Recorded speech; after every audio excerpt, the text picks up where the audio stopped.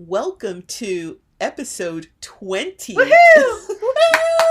of Witchy Wit, Societal Expectations of Women. As a woman, I have struggled against so many expectations for me. We invite you to step into the circle with us and take a closer look at how these expectations may be layered into your life in ways that you recognize or that may be new to you. Be it bras, be it marriage expectations, be it the way that leadership looks. Stay tuned.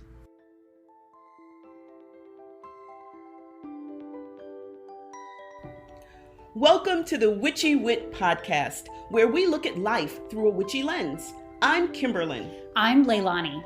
At Witchy Wit, we explore current events, Ideas, music and books, and experiences in ways that recognize energy and life in everybody and everything. We are both real witches. And we bring two real perspectives through the lens of our different ages, Races, and backgrounds. with a healthy skepticism for what we have been told is true. Our conversations are raw, candid, and vulnerable. Join us as we cast a spell to uncover what we each know is true in our intuitive, witchy selves. Welcome into our circle. We're so grateful to have you here as we continue this wonderful journey with Witchy Wit. I'm having a blast. Me too. Before we hop into our episode today around societal expectations of women, I wanted to take a moment and check in and see how you're doing. I am doing so well. First of all, I traveled for the first time in a year and a half. And it was amazing. So, I went to Florida for a week just to, I don't know if I mentioned this, last year, right before everything, closed up, I had just upped my timeshare. I had almost doubled the amount that I was paying into it and the points and the whole bit so that I could do all this traveling. And then of course everything shut down and I couldn't travel. So I just banked all the points and that was fine. But I really wanted to get an opportunity to get out. And back in May, I went to Florida for a week, to Destin, Florida. It was beautiful, just beautiful sand, the whole bit. You could get out and walk for ages. It was wonderful. And then this past month, the beginning of this month, my favorite cousin celebrated her 81st birthday. And the whole family got together in Cape Cod, in Provincetown on Cape Cod. And we had a week of fabulousness. I joke that my family puts the fun in dysfunctional. I mean, every family has ups and downs and arguments, and sometimes people aren't speaking to each other and the whole bit. But when we get together, all of that just drops away. We may pick it up later, but it drops, and we had a blast. We were out for dinner, eating lobsters, coming out the yin yang, beach. I'm trying to think what you're shopping, window shopping, that kind of stuff, and just hanging out and just having a good time. So I feel so recharged after that, and I love my family so much, and we're not the most touchy feely group, but as we've gotten older, I think we've gotten a little bit more, and with COVID, we've just gotten a little bit more open to expressing how we feel about each other a little bit more freely, and so that was really wonderful. And we had 4 generations there, and we took pictures. My cousin flew in. The woman who celebrated her first birthday, her brother, flew in, his favorite photographer from the West Coast, and we took pictures. We were all dressed in her favorite colors, pink and white, and we took pictures on the beach, and we were on a jetty, and there was one picture where we're jumping off the jetty and the whole bit. Oh my gosh. I can't wait for those to come in. I'll give you a copy of those. But anyway, it was just a wondrous, wondrous, wondrous time. Many of us hadn't seen each other for over, in one case, 2 years. So it was just wonderful to be able to spend some time, and I'm just in awe of how fortunate I am to have such a magnificent group of people as relatives. Mm-hmm. I have a question. Sure. I know you were working on the podcast some while you were there with them. Yeah. do any of them know about the podcast? So I think, so our family's a really good group of don't ask, don't tell.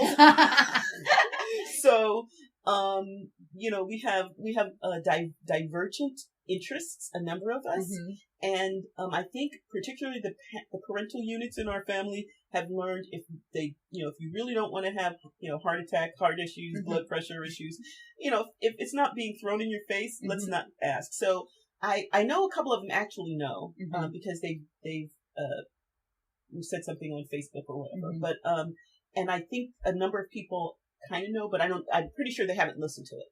But they when I said I had to do some editing, I might have actually said podcast editing, so they kind of knew. But I don't know how many of them actually, because they're really it's in many cases very staunch Christians, and so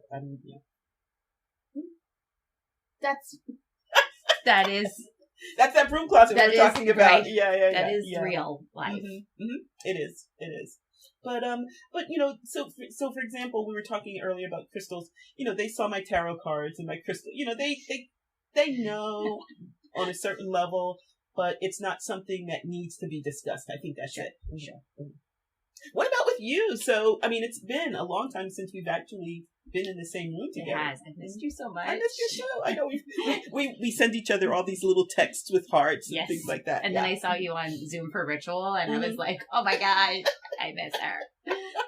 Yeah. So the thing I've been thinking about, I wanted to check in about, so I'm officially on summer break as a teacher, and I'm just like my reintegration process, my reentry process into the world. And I don't want to say post-COVID because it's still very much, and it is not post for me, but post lockdowns of whatever we've been experiencing.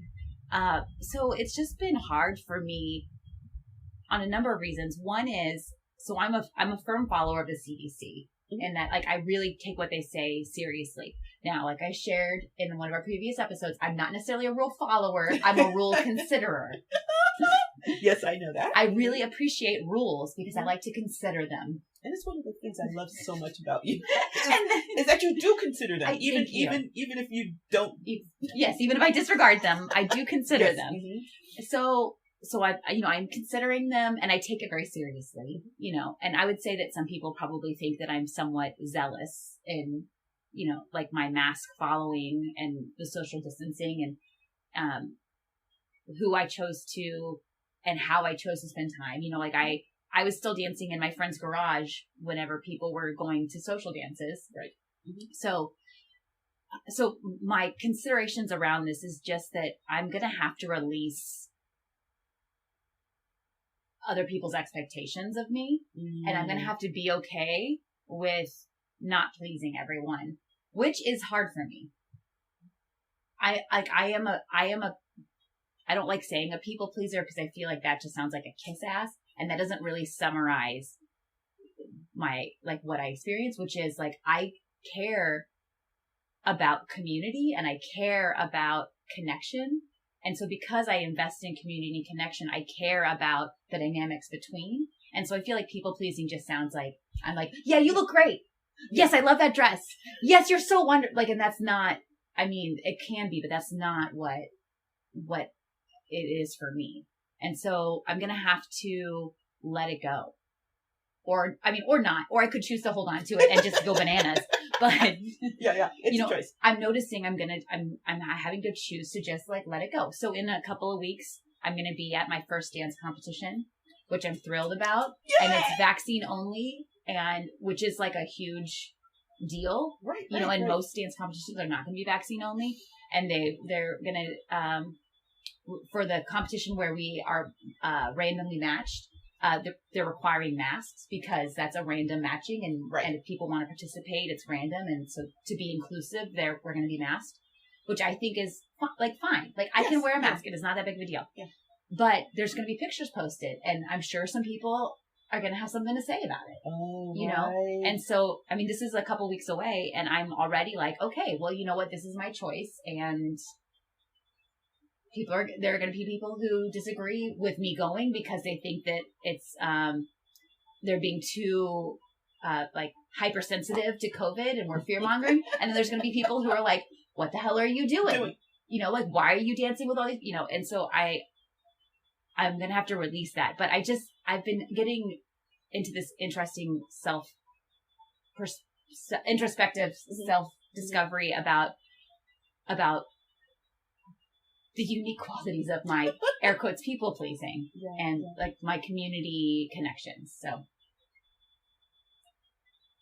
may I ask you a question? Oh yes.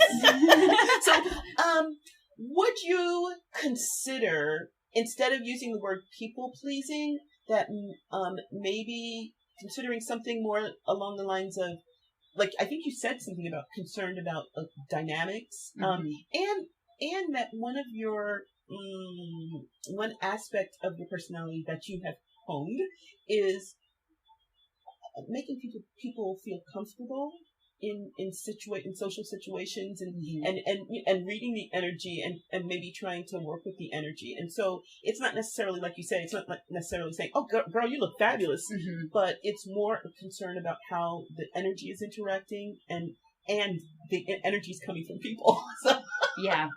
I mean, would that be maybe a way of thinking about it? Yes, and I am interested in a better way of thinking about it. Whenever I do readings on like my Enneagram type or my Myers-Briggs, and I find them really helpful because they really are accurate for the way I am interpersonally. I just haven't developed language around it yet that I feel like really you know, encapsulates like what it really is for me, which is that it's about energy dynamics. It's about connection. It's about community. It's about me deeply caring about these people or these groups of people. And, I mean, in the pandemic, I'm just going to have to like release all that. Well, and maybe divorcing. So a part of that energy is how people are expressing what they perceive, right? And then maybe divorcing your concern about the energy, divorcing from that concern about the energy, that part of it that just reflects, you know, where they are and how they're thinking about something that has nothing to do with you. Even though they may think it has something to do with you, but it's really how they're living the pandemic and what their concerns are. And for a moment, a part of that concern might be your health and well-being, but it's really about them. Can you just follow me around? Only if you follow me around at the same time. I'm so glad this is recorded on the podcast. I'm just going to like loop this chunk. This will be the part that we have at the beginning. Okay. We're talking about the societal expectations of women, which is a pretty fraught topic. And even as we were getting ready to record, we started, you know, we remembered some other things that we might have wanted to add, but there's so much that can be said. Where shall we start? I know, it feels like eating an elephant. Like you just have to go one bite at a time. I'm vegetarian, which is kind of funny to say that, but I support elephant rights. Just so everyone knows. You're eating a tofu elephant. A tofu elephant. Okay. But it just feels a bit. So it's interesting because I simultaneously feel like I could talk about this for hours because I know you and I both experience conflict with it, but then also we swim in it all the time, so it feels like the air around us. So it's like fish trying to talk about water. Yes, exactly. But let's get started anyway. Okay. So what are? Let's go with some like really obvious expectations of women, and let's start with the body. Okay. So I'll start. I just remember growing. So this. I think I probably may need to journal about this. But I just remember one law in my life, from the time I was growing up, was that I should never wear horizontal stripes. I should never wear horizontal stripes because they make you look rounder. And as I was never thin, I mean, I was never super. I'm the heaviest now I've ever been. But growing up, I considered myself a normal size, and but my mom, who was small, she would kind of, I'd come out with a dress or whatever, like in the morning, and she would start pulling and pushing and, kind of making things look a little bit better. And I just remember her having not a dissatisfied look on her face, but just never really happy. And I remember once shopping and saw this cute little dress, and it was just horizontal, just like black and white stripes. And she said, "Oh no, never wear horizontal stripes." And I took that as a rule, for many years. I mean, I still don't think I have anything with horizontal stripes, just because it makes me look fatter. I also don't wear anything with horizontal stripes. Oh, really? Okay. No, you don't. But there's a lot out there, but so why did you avoid it, like, consciously, or just, just never because people, I don't know who these people are, but people said, don't wear horizontal stripes, they make you look bigger. But here's what I think is interesting. You and I are very different. I think I'm like three of you or something. But yeah, that's interesting. Wow. It's like, who the hell is wearing horizontal stripes if not you and not I? Yeah, and all this, and it's a rule, and they're making it for someone. I see it all the time, and I'm like, there's horizontal stripes. Not gonna buy that. Like, who's wearing horizontal stripes? But someone must be, because no one's making stuff that people don't buy, right? Right, exactly. So wow. So there's, I guess, some bolder and braver women than we are. I think that's true. Or they didn't interrogate those rules, like you didn't consider those. Okay, this is not on our outline, but I'm going to bring it up. Bolder and braver women. Mm-hmm. One thing that about body, I never don't wear a bra. Me either. Okay, but here's the thing. My boobs are small enough. Yeah, I was going to say, you're perky. Yeah, and they're super perky. I love my boobs. Yeah. They're super perky. I don't pass the pencil test. Yes. Which where you put the pencil under your boobs, and I can't hold it up. Mm-hmm. Never have been able to pass the pencil test. Wow. But I was at the gym a couple of days ago doing handstands with my partner, and a younger woman climbs up the ladder to come up to the area where I'm in, and she's not wearing a bra. And I was like, that's so cool. I wish I want to be her. Yeah, I've never. I mean, I maybe when I've been together with witchy women, those are the only times that I've ever gone without a bra. Okay, that's true. That's true. Yeah. But the rest of the world, I just even do if you need one? You pass the pencil test. I don't no. I'm like that. Have you heard Bette Midler's thing where she said, "I put a pencil, a typewriter, a pencil, an eraser, a typewriter, the desk."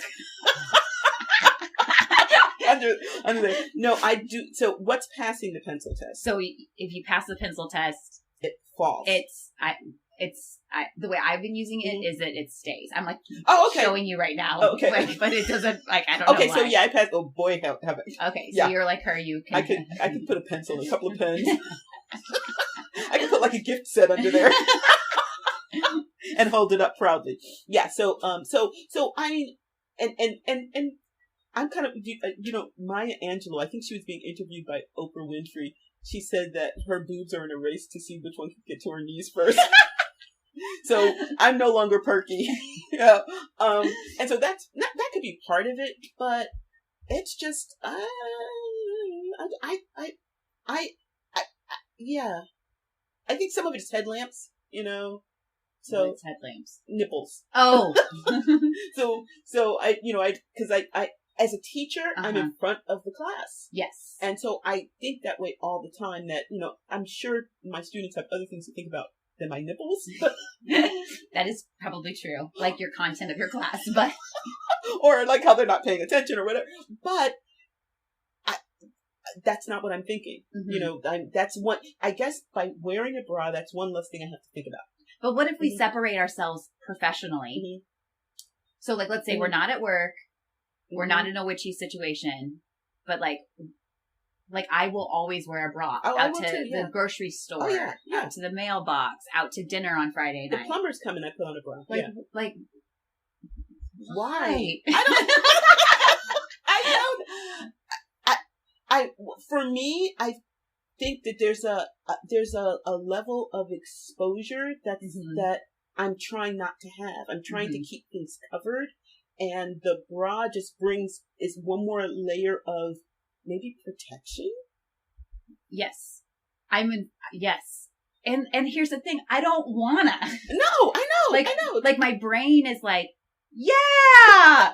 and then I'm like, but the bra. I know. And I was like, let the puppies out. Yeah. Let my free flag fly. Fly. Fry. Fry the free flag. Whatever. But like, cover the boobs. I know. Isn't that amazing? That's where the rubber meets the road for me. You know? The brassiere. Yeah.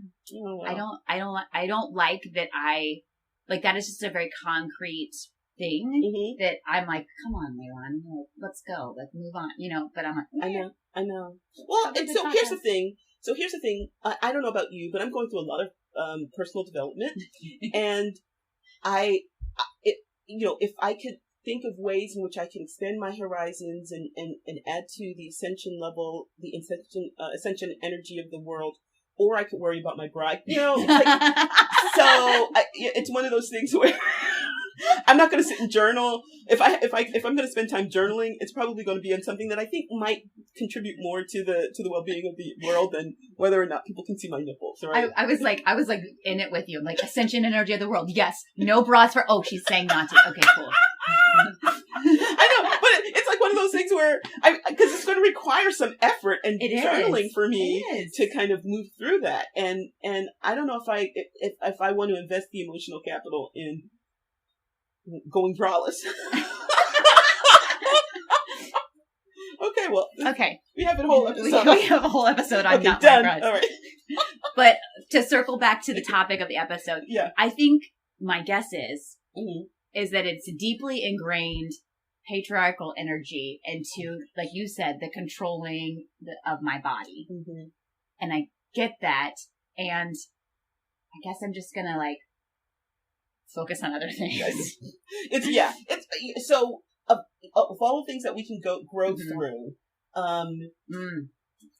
we might need to prioritize because I'm growing through not being married. I'm growing through not having children. I'm going through aging and my health. The intersection of those things. So maybe I'll just put the no bra on the back burner for now. Yeah, we'll take that up. Maybe that'll be the topic for a podcast next year or something. Or maybe we can have a retreat. But except we go braless at a retreat. We do go braless at a retreat. It's going to the grocery store we need to or the gym that I struggle with. That's what we'll do. We'll put it on the calendar that one day we're going to meet up at the HEB. Yes. With our tits flying. Yes.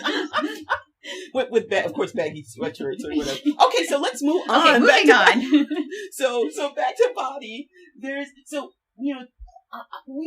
A friend and I were just watching Lucifer, and the actress on that has had some plastic surgery, and to me she looked super like she had her shoulders were kind of caved in and stuff, and I thought she had been ill. So while we were Googling while we were watching the show, and apparently she's going through she posted her diet online. So she wasn't she was very, very thin, but she was deliberately thin. And I looked at that. I mean, I wonder at places like Hollywood and other places. Obviously, that trickles down to the rest of us, right? But places at Hollywood where someone diets so much so that they look skeletal, and people are like, oh yeah, let's get her diet, because that's the blurb that I read was, now you too can have whatever her name is, I can't remember, her diet. And so one of the societal expectations of women is that not necessarily that we're going to be thin, though that's one of the directions it takes, but we're going to have these bodies that are pleasing. And to whomever, I have really enjoyed reframing that as in it's not okay for women to take up space, and looking at it from that perspective. Not that I enjoy that sentiment, but that I enjoy reframing it in that way, because I'm okay with taking up space. Unless it's my nipples for some reason. But we have little oubliettes for our nipples, so they're not in the way. Okay. But I grew up very, very, very, very thin. Mm-hmm. Like I was just like, I look back at pictures of myself, even just 10 years ago as an adult, and I see, I mean, I was very, very thin, and I was thin. I mean, I didn't not care what I ate. Like I tried to be healthier and I enjoyed exercise, but like I just was naturally rail thin. And I remember always being very uncomfortable with people's commentary on my thinness. And just because it felt like, even as I talk to you, like I'm kind of like covering up myself, like it felt very invasive, like that they were critically looking at my body. Even though like, it was much closer to like what it air quotes is supposed to be. But even so, it felt invasive. And so I never liked it. And then even now, I'm the heaviest that I've ever been in my life right now. I'm much more muscular than I've ever been in my life. You look fabulous. You've always looked fabulous. Thank you. Yes. But I do feel fabulous. I'm stronger than I've ever been. I feel healthier than I've ever been. Certainly as far as my back is concerned, my scoliosis, like I'm in less pain than I've ever been without the use of, pain medication. So all that to say, I'm very happy. And, still, it's summertime. I wore a bikini for the first time in over a year and a half. And I put it on, and it was the first time I looked at myself in the mirror. And I stood there and looked at myself in the mirror, and I was like, okay, this is different. Oh, wow. Okay. I wasn't like, yes, Leilani, but I was, like it took me a moment to like sit there and be like, okay, like I'm healthy. I'm muscular. This is a bikini and I'm going out in public. I went to a water park. Yeah.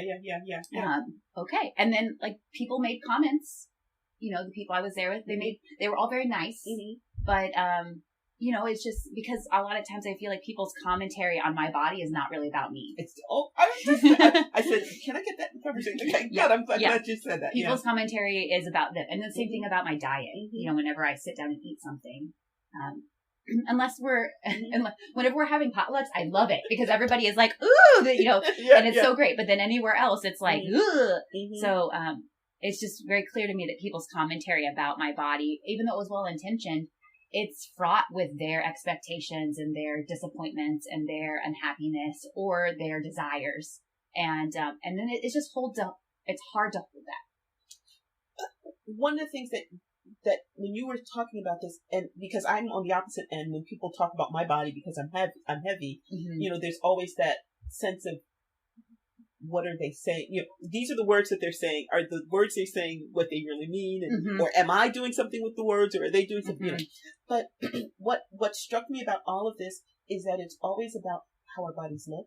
And one of the things that has struck me so much in the past year watching your Instagram is what your body does and how capable how able your body is to be able to do the things that you do, that, obviously I can't do it, but it's not even that. It's just a matter of our bodies are here not to be looked at. Our bodies are here to carry us to the store or pick up a child or mow the lawn or dig a hole or whatever.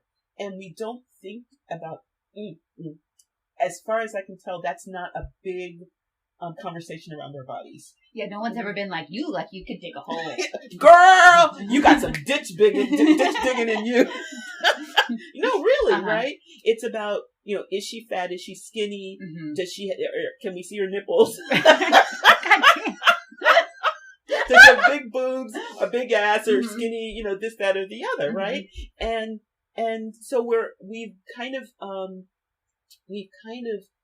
gotten to this point where it's all display and less, it's more advertising than what the body actually does, right?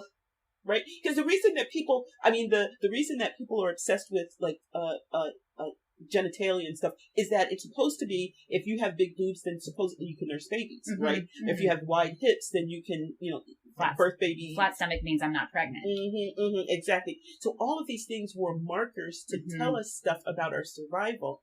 And now that we don't have to worry about that in terms of our survival, we just look at them as they're metonyms. They're small things that stand for the bigger thing, and we obsess over the smaller, hopefully smaller, but whatever size they might be. Yeah. Yeah. Isn't that amazing? It is amazing. So, and it's in general. It's not just women. However, when you think about people talking about those things, it becomes more about who the woman is as opposed to what her body looks like, right? And I think that's one of the elements that is the image is so fraught for women. I like that you just mentioned though, like it doesn't just affect women. Like our societal expectations of women are a prison for women, but it also imprisons men. It imprisons people who are non-binary. It's just it just doesn't help anybody. Right. And I'm going to add some energy to that instead of worrying about whether I'm wearing a bra or not. Yeah. Oh, I love that. Yeah. I'll go do some journaling on that. So, one of the things that we have in our, as we were, kind of figuring out what we're going to talk about is this idea of dress. And we mentioned the horizontal stripes. Yeah. But there's other ways in which, how a woman dresses is such an expectation by or there's expectations put on women by our society about that. You want to get started on this? Yeah, as a teacher, I dress incredibly conservatively at work, and then one time I was hanging out with some friends, and I was wearing a crop top and shorts, which I feel like are somewhat revealing, but it was fine. And then I went to the grocery store and ran into the librarian, who I happen to really like, and she's also somewhat conservative, in some ways. And I remember seeing her, and she saw me, and in that flash of a moment, I was like, I'm wearing a crop top and shorts. Okay. But just this expectation that of who I am at any moment is supposed to be something else. Yeah. I feel like. Yes. And it's supposed to be, and the expectation is that it's going to be pleasing. That's the thing that, it's not I think we're moving a little bit away from that, but there's still a lot of judgment around the idea that women are going to look presentable, but not, that they're going to look attractive, but not too attractive. Because if you're too attractive, then if something, my big thing is like, when you hear about, a woman being attacked or whatever, well, how is she dressed? That kind of stuff. Yes. Right. So there's a lot of judgment around women who might be dressed too sexy. Whatever that might be for that society at that time. Right. And we can't even go into that, right now. But, so again, that walking that fine line of being attractive, not being unattractive, because that's even worse. So being attractive, but not too attractive so that you bear the burden of men's desires. Like it's your fault when men react inappropriately to how you dress. I'm just reacting to what you said, and like my reaction is like, it's just a lot to carry. It's a lot to think about all the time. It's a lot to think about. It very much is, and that's one of the reasons I believe that often we are so okay. Let me reference that in the past I have not thought about things that were really important to me because I was spending so much emotional bandwidth on all of these either ors that help me walk this tightrope, and all the things on either side, and making sure that I avoid so that I can keep that balance. And again, who are the they? I mean, who am I keeping this balance for? It's all of these constructs I've built up in my mind because of society. I mean, it didn't just spring up in my head. But what's so sad for me is that it kept me from doing the things that were important to me, like growing and self-actualizing and things like that, right? Yeah. I'm just like feeling really heavy. I was going to say, right we're getting kind of depressed. I know, but I think I see a turnaround. I see people becoming more aware about this, and like you said earlier, learning what the rules are, but thinking of them as guidelines as opposed to, or as societal expectations, and then making choices about whether or not they're going to make those, to meet those expectations or not. I think that's like, I know we're not even at the end of the episode, but I think so far my biggest takeaway is just noticing it, and then by naming it, I can take the power away from it. Mm-hmm. So like, it pops up a lot for me around dance competitions with what I wear, because I want to be attractive, but I don't want to be like, I don't want to look too risque, but I want to look nice, but I also like want to show off my physique because that's a part of the dance. Mm-hmm. And like, so I just get in this like mental like mouse rat trap of like nastiness about it all. But maybe just like holding it into my consciousness of like all of these expectations that are put on me, and set that aside, and then just wear what I want to wear, or do what I need to do, or not wear a bra, whatever that is. or as you're thinking about what to wear, thinking about the function, which is, okay, if it's too drapey, when I do a turn, they might grab the blouse instead of my body, right? Right. So again, thinking about function rather than form. Yes. That might be something. Which, not that men have it perfect, but I do think that men have the corner on function with pockets and yes. I have to just throw this in. My mom made my prom dress with pockets. That's so great. Just wanted to say. And no, I didn't. I was gonna say I didn't have pockets in my wedding, but that would have been like super cool. That would have been cool. Yeah, super Cool. cool. Okay.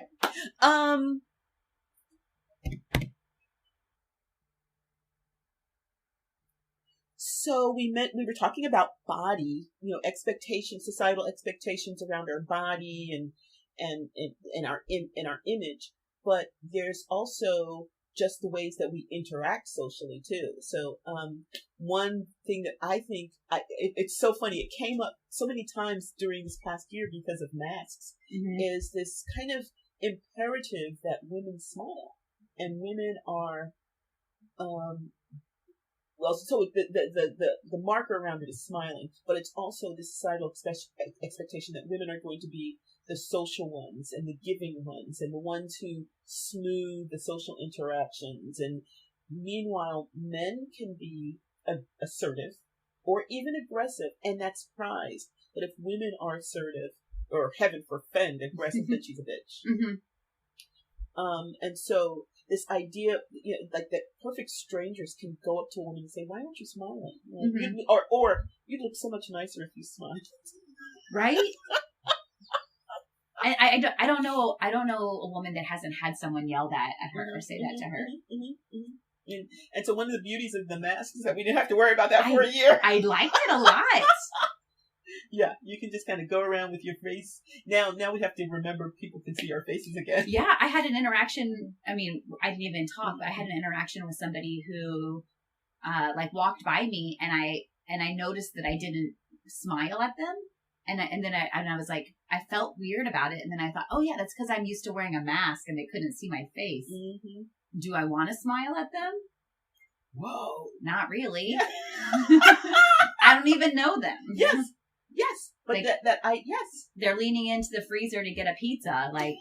Do I really need to? I don't know. They'll say, why is she smiling at me? Right. What's wrong with this pizza? But no, it's true. It's so true. It's so true. And I felt that for the longest. I felt as a Black woman in many of my situations, I was usually the only Black person. I felt like I had to ease anyone's discomfort around being with Black people by being super nice and smiling and so that has nothing to do with women. That has, women, yes, but yeah, it's colored by our colored. Sorry, couldn't resist. But I felt that ever since I was a little girl, that I was always the social glue person. Or the social WD-40. The social WD-40. Right? You could be glue or WD-40. Yeah, that's right. You have the tool belt. Exactly. But that does sound like it is another layer of things that, that we're holding and that's taking up this mental bandwidth. Right. do I smile? Do I not smile? How wide do I smile? Yes. Because if you smile too much, then people will think men will think you're coming on to them. And if right? I'm wearing this top, what about that? Like, yes. Right. And heaven forbid we're not wearing a bra. Right. Exactly. No, we can't smile then at all. No. Just avoid eye contact. Oh my gosh. Yeah. Well, because we'll be looking at our boobs anyway. It won't matter. Wow. I never even thought about, that context, that part of it as context. Wow. I've noticed it so running in the communities that I know you and I share, there's a lot of space for us to be assertive, leaders, to handle conflicts or to voice things. And I guess because one of our communities that I share with you is only people who identify as women. And so therefore there is space for us to have conflict and settle conflict and lead.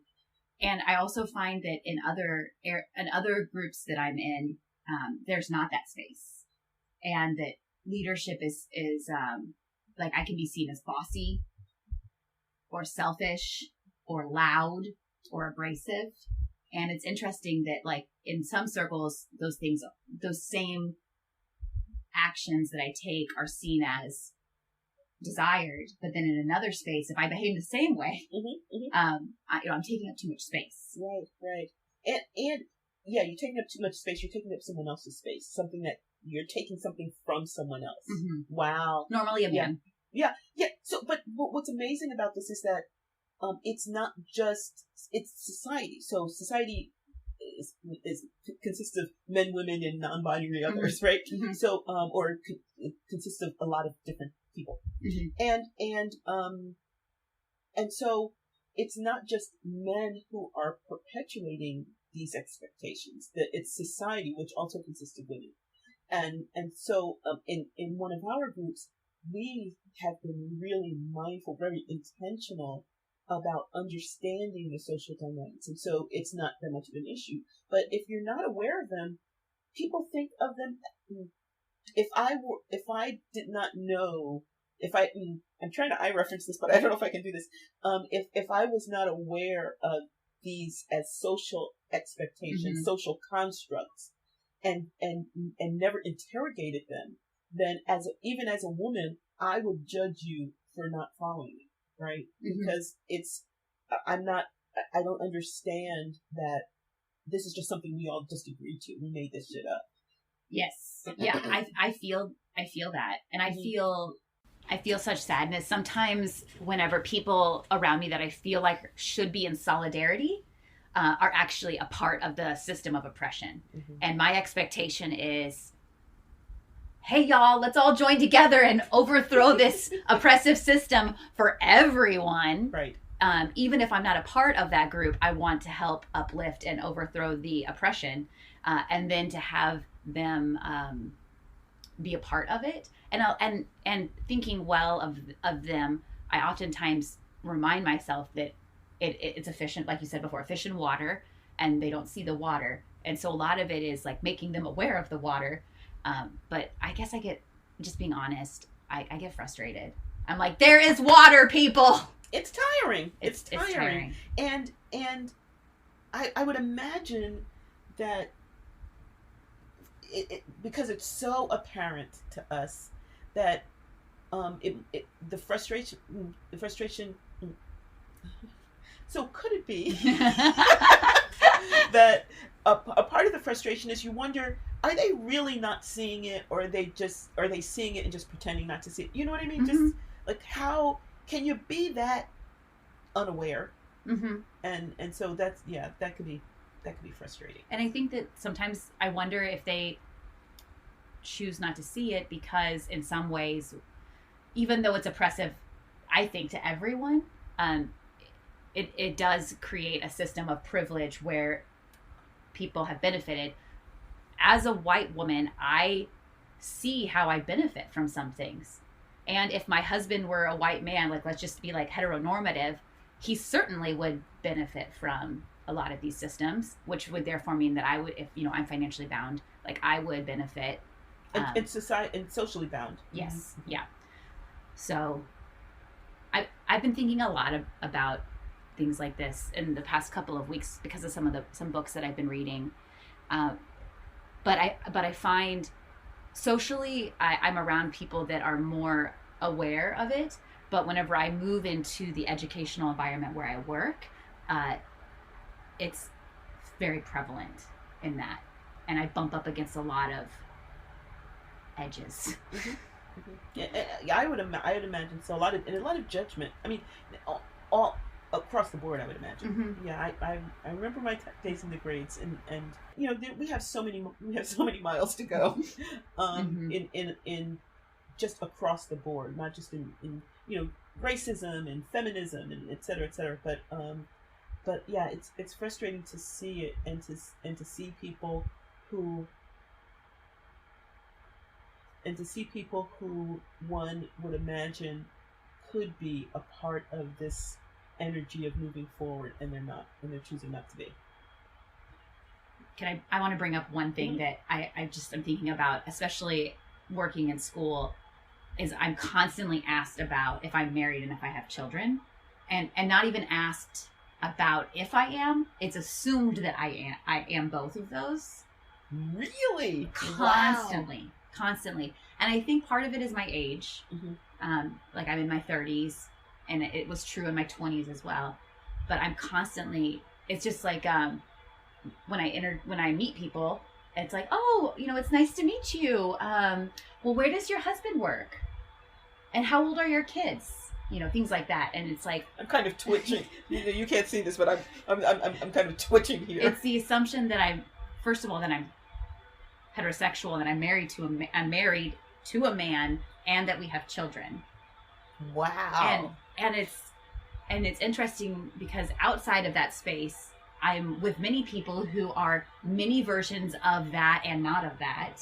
They may or may not be married. They may or may not be married to an opposite sex. They may or may not have children. They may have mixed families. They may have adopted children. You know, like it's all. And then when I enter into this workspace, it's just like kind of this monolithic view of life. And it's startling to me, like, ugh, you know. Yeah. And then it's also just this reflection of like me. I'm not meeting their expectation, and I oftentimes find that they are very uncomfortable with that, and it's not enjoyable for me because I'm not. Like, then I have to deal with their discomfort. Right.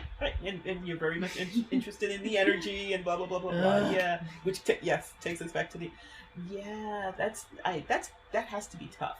That has to be tough. It is. I feel your pain.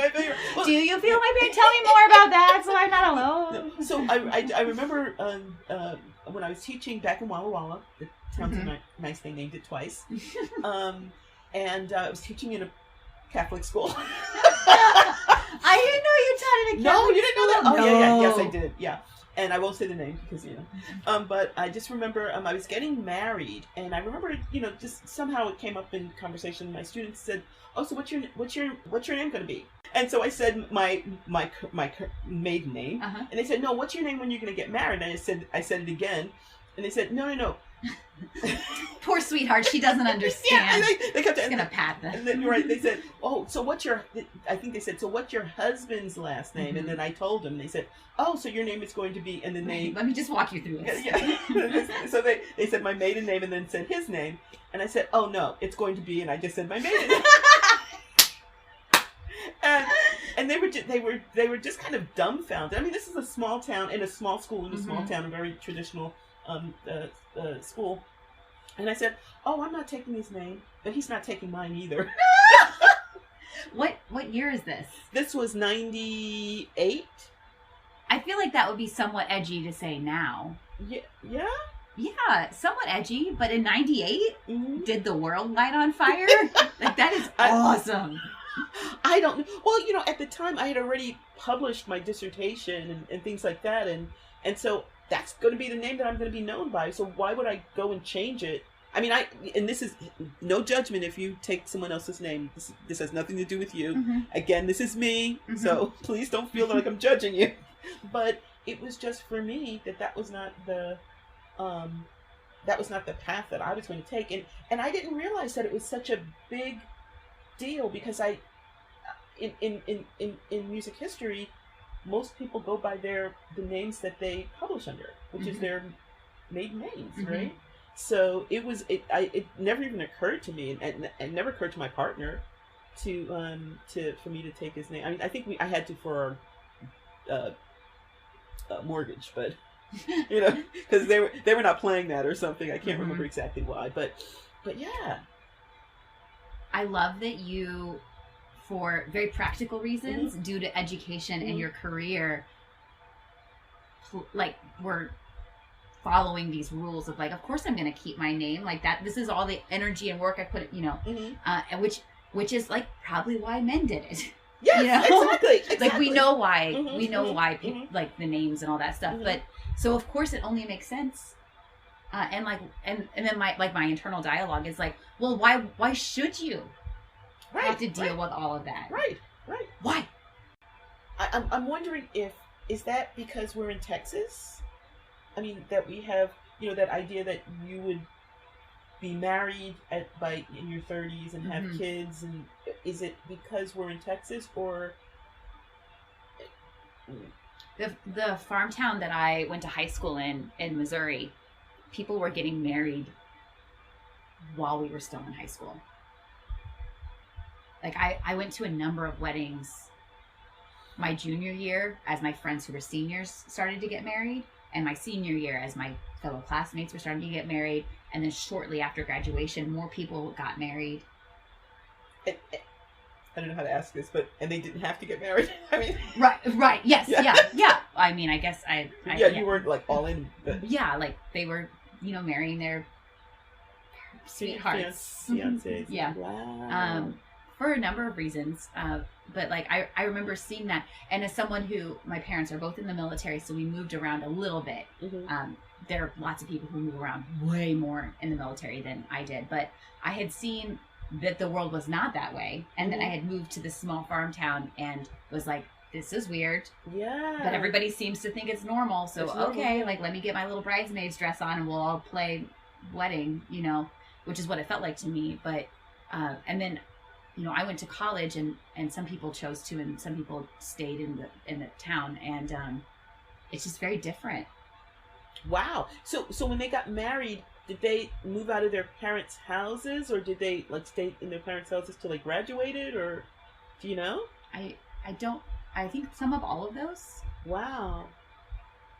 But I think there's a lot of pressure, especially in these smaller towns, to marry and have children, and for some people that's great, but for some people I feel like if given the choice, or if it was really a viable option, they might choose differently. They might choose it. But I don't think that. I think that's the thing, is that a lot of times it's expected. Yeah, it's expected. We're not really, like, it's really not a choice. I mean, we could overthrow all the systems of oppression that are holding people into those patterns, but it's not really a choice sometimes. Wow, that's amazing. And my judgment is not necessarily on the action, it's on the lack of choice. The lack of choice, exactly. That they don't even realize that they have options. That they don't have to necessarily get married this year. Like, they could get married next year. Or not. And they may want to do that. Like married and having a child at 18, if that's what they really want, then, like, I'm in, if you want to go to Europe and, earn your doctorate, like, my judgment is not on the choice itself. It's just that I want these systems of oppression, like these expectations that are in place for women, like keep us from having all of the choices available. And in a lot of ways, I've looked back now as someone who's 38, and I didn't even realize I had some choices because it didn't even occur to me that I had some choices. The expectations create this false image of what the palette is that's available to us. Oh my gosh.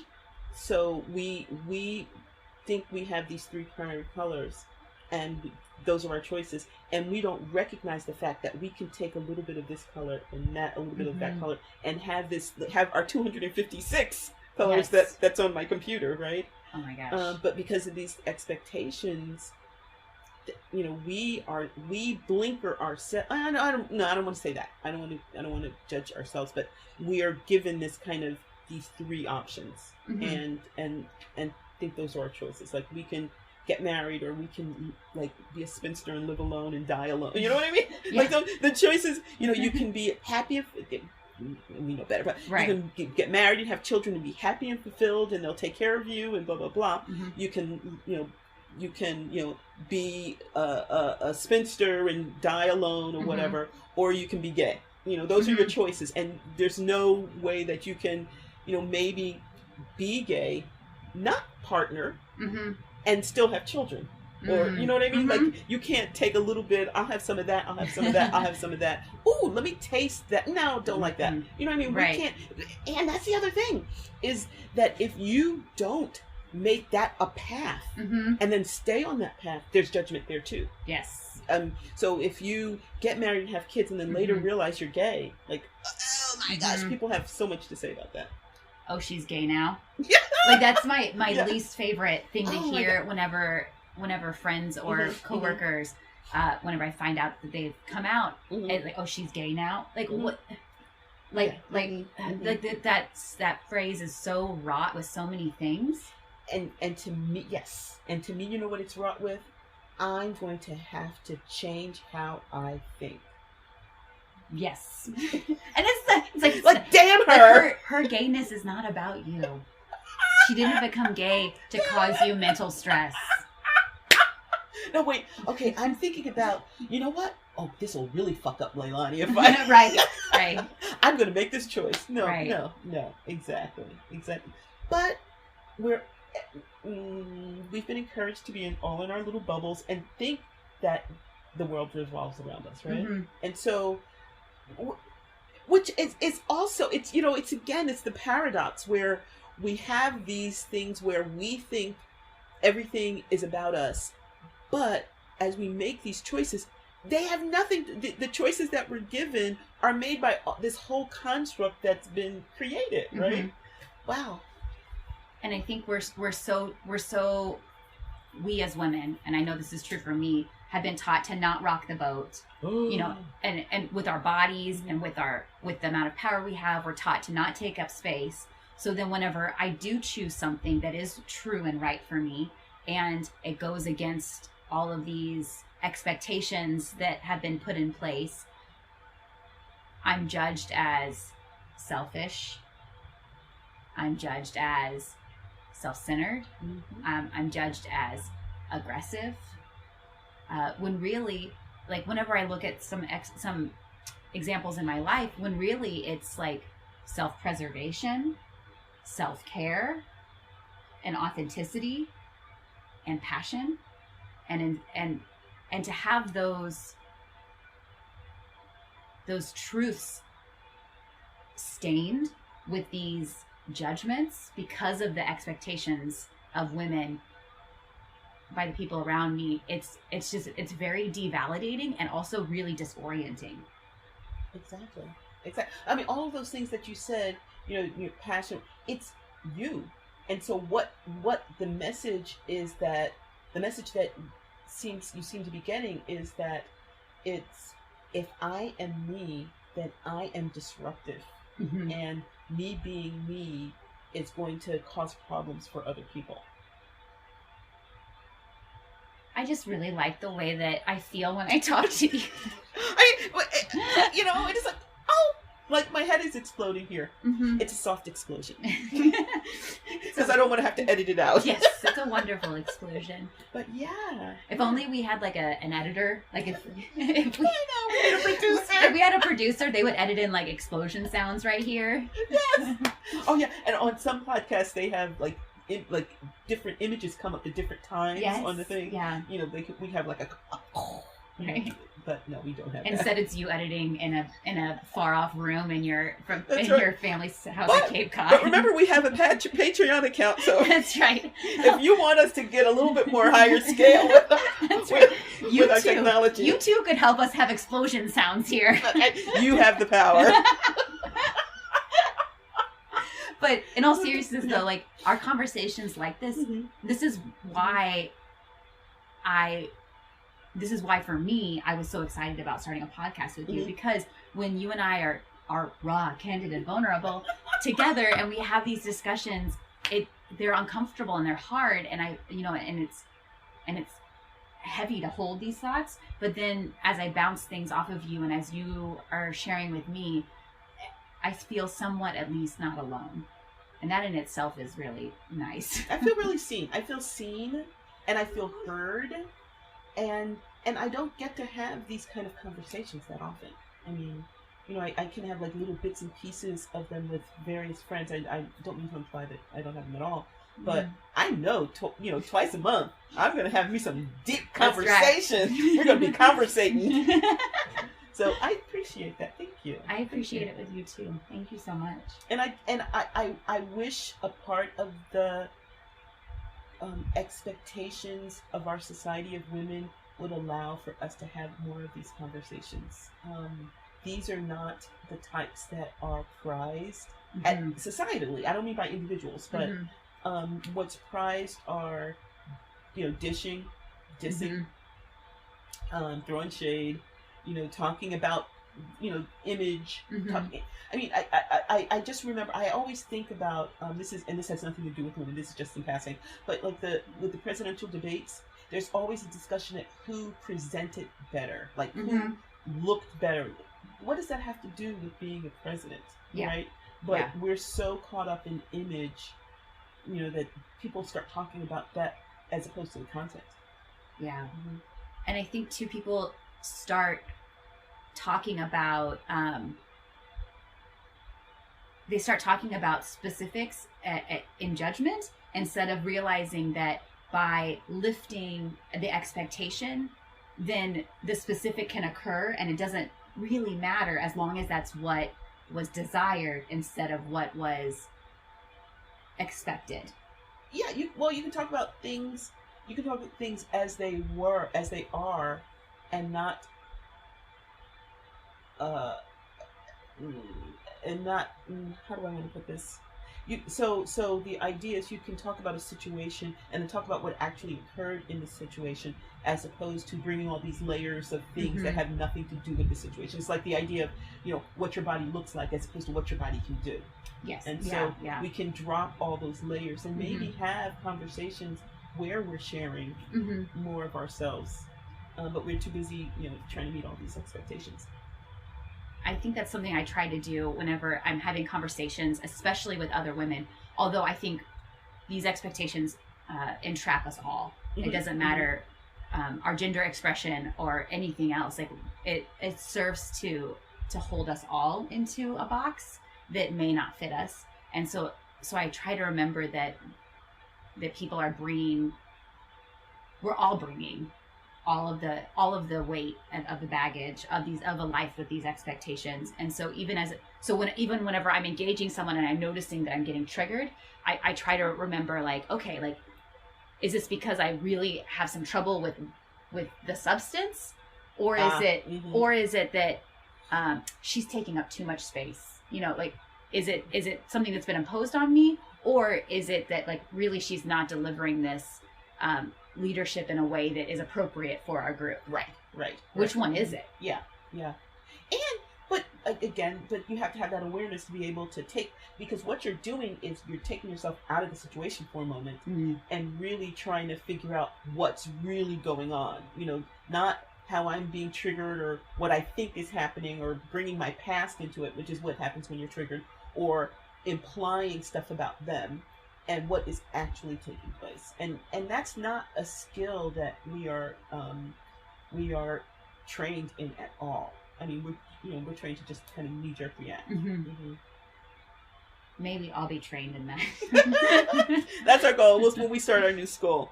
So, even though this can be kind of depressing, talking about, all of the like you say, the oppression, the restrictions, and the ways in which we've kind of struggled against some of these things, the fact that we're having this conversation, and we're not the only ones having this conversation, does point to the fact that we're becoming more aware of it. And the more aware you become of these things, like you say, with your rural considerations, we can then think about what works best for us, right? So thank you for allowing us to have this conversation. Thanks to you, Leilani, but also thanks to you people out there listening to the podcast for, being there so that we can have these conversations. Yeah, my desire is that maybe you're having conversations with yourself as you listen, and that maybe this will inspire a conversation with somebody that is in your life so that we can continue to have these conversations. Indeed. So we're going to go on to our poem, and it's called Her Kind by Anne Sexton. And you want to share a little bit about her? Anne Sexton is an American poet. She's known for her personal and confessional poetry. She also was awarded the Pulitzer Prize in '67. I really like a lot of her poems because to me they seem really introspective in a way that is magical. So she's long gone, but I wonder if she was kind of witchy, I think. Though she may not have known it. And she may not have identified as that. But to me, my experience of her poetry is very magical. Okay, so Her Kind. I have gone out, a possessed witch, haunting the black air, braver at night. Dreaming evil, I have done my hitch over the plain houses, light by light. Lonely thing, 12-fingered, out of mind. A woman like that is not a woman, quite. I have been her kind. I have found the warm caves in the woods, filled them with skillets, carvings, shelves, closets, silks, innumerable goods. Fixed with suppers for the worms and the elves, whining, rearranging, and the disaligned. A woman like that is misunderstood. I have been her kind. I have ridden in your cart, driver, waved my nude arms at villages going by. Learning the last bright routes, survivor where your flames still bite my thigh, and my ribs crack where your wheels wind. A woman like that is not ashamed to die. I have been her kind. We hope you've enjoyed the magic that has unfolded here at Witchy Wit. Follow us on Instagram and Facebook at Witchy Wit Podcast. Email us at witchywit123@gmail.com. Rate and review us on Apple Podcasts, Spotify, or wherever you get your podcasts. Get exclusive content and support us on Patreon. Stay witchy, y'all!